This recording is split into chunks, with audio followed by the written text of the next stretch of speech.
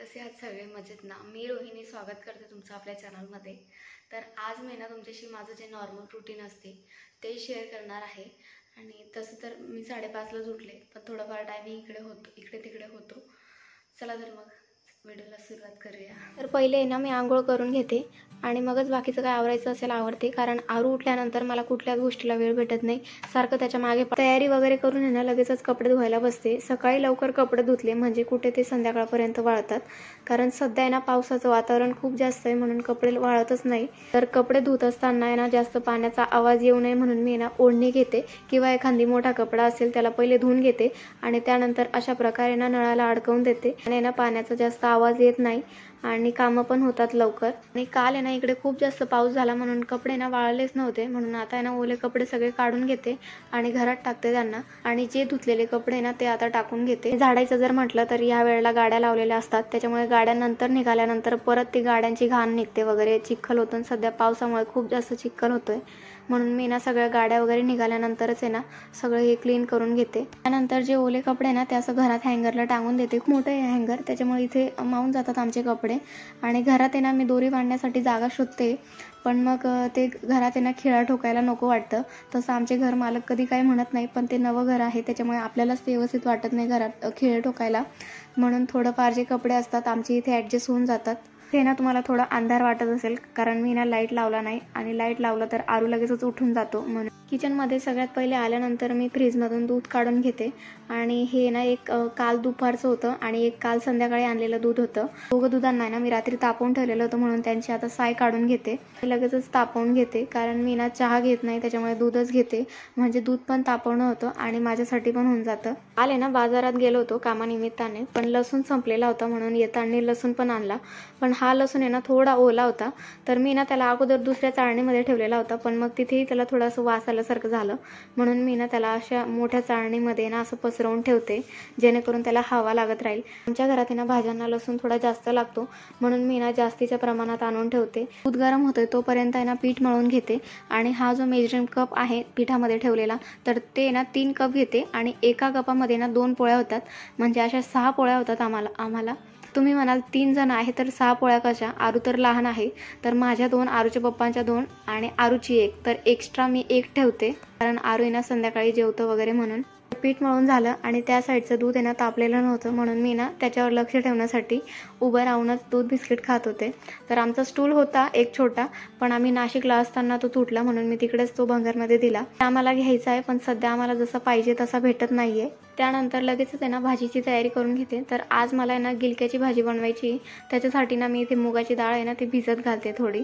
तर आरूच्या पप्पांना आहे ना शेंगदाण्याची कूट टाकून आवडत नाही ही भाजी, म्हणून मी ना भाजी करण्या अगोदर ना 5 मिनिटं मुगाची डाळ भिजू घालते आणि ती टाकते। तर मी ना कुठली भाजी सकाळी करायचं म्हटलं म्हणजे रात्रीच तिची तयारी करून ठेवते, कारण सकाळी ना आरूच्या पप्पांचा टिफिन असतो त्याच्यामुळे खूप घाई होऊन जातं। आणि कधी कधी आरू ना लवकर उठून जातो आणि चिडचिड करतो सारखं मागे, कच्ची झोप झाल्यामुळे, त्याच्यामुळे ना मी रात्रीच करून ठेवते। काल रात्री ना आरू खूप जास्त चिडचिड करत होता म्हणून मी ना काल रात्री हे गिलके वगैरे कट करून ठेवले नाही।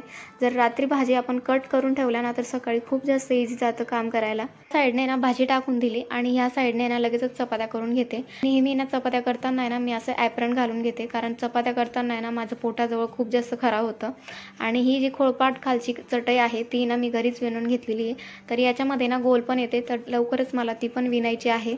त्या झाल्यानंतर आहे ना लगेचच किचन क्लीन करून घेते, कारण पीठ वगैरे पडलेलं असतं ते व्यवस्थित वाटत नाही, म्हणून मी ना सगळ्यात पहिले सगळं काम बाजूला ठेवते आणि किचन क्लीन करून घेते। चपात्या थंड झाल्या की लगेचच आहे ना त्यांना पातेलीमध्ये ठेवून देते। आरूच्या पप्पांना ज्या डब्याला द्यायच्या आहे त्या वेगळ्या काढून घेते, म्हणजे डब्यात ठेवताना ना इझी पडतं। आणि लगेचच आहे ना भाजी पण एका पातेलीत काढून घेते, कारण भांडे घासताना ना इझी पडतं। आणि लगेचच आहे ना नाश्ता बनवून घेते। त्या साईडने ना आरूच्या पप्पांसाठी चहा ठेवलेला आहे आणि इकडे आहे ना मी आज उपमा बनवते नाश्त्यासाठी। इकडे उपमा होतोय तोपर्यंत आहे ना मी इकडे किचनला झाडू मारून घेते। आम्ही नाश्ता असो वा जेवण किचनमध्येच करतो, त्याच्यामुळे पहिले ना मी किचनला झाडू मारून घेते। थोडा वेळ होता म्हणून मी ना आतून आवरून घेतलं। सकाळी ना आरू आणि त्याचे पप्पा झोपलेले असतात म्हणून काही आवरता येत नाही, तर लगेचच आहे ना आम्ही नाश्ता करून घेतला। तर आम्ही नाश्त्याला सोबतच बसतो सगळे 3 जण, आणि आरूला पण आहे ना मी सेपरेटच देते, जेणेकरून त्याला आहे ना स्वतःच्या हाताने खाण्याची सवय होईल म्हणून। आता तो बऱ्यापैकी खायला लागलेला आहे। आरू आहे ना नेहमीची त्याची ड्युटी पार पाडतो. मी टिफिन पॅक करून दिला की लगेच त्याच्या पप्पांना जाऊन देऊन येतो आणि त्यानंतर मग मी लगेच माझी जी राहिलेली कामं आहेत ती आवरून घेते. सगळ्यात पहिले ना गॅस आणि किचन घासून घेते. तर गॅस आहे ना आपण फोडणी वगैरे देतो त्याच्यामुळे खूप जास्त खराब झालेला असतो, म्हणून मी ना शक्यतो त्याला घासूनच घेते आणि ज्यावेळेस मला घाई वगैरे असते त्यावेळेस फक्त मी पुसून घेते. गॅस आणि किचन ओटा धुवून झाल्यानंतर लगेचच आहे ना रात्रीचे भांडे रचून घेते. तर हे भांडे ना मी सकाळीच रचायचे, पण ते सकाळी रचल्याने ना आरू त्याच्या आवाजाने लगेच उठायचा, म्हणून मी ना तो उठल्यानंतरच हे कामं करते. नंतर लगेचच आहे ना भांडे घासून घेते. आणि भांडे घासताना आणि चपात्या करताना आहे ना मला ॲप्रन लागतं, कारण खूप जास्त भांडे घासताना ओलं होतं आणि चपात्या करताना आहे ना पीठ लागतं, त्याच्यामुळे मी ना ॲप्रन घालते. हे ॲप्रन आहे ना मी मिशोवरून मागवलेलं, तुमच्यासोबत तो व्हिडिओ शेअर केला होता मी. नंतर आहे ना लगेचच बाहेरचं आवरून घेते. तर गाड्या सगळ्या गेलेल्या असतात, फक्त माझी गाडी असते घरी. काल आहे ना खूप जास्त पाऊस झाला होता, म्हणून खूप जास्त माती वगैरे आलेली होती, म्हणून मी आज आहे ना धुवून टाकलं. नाहीतर नेहमी ना झाडून घेते, पण जास्त खराब असल्यावर आहे ना ते माशा वगैरे होतात, म्हणून मी ना असं धुवूनच घेते.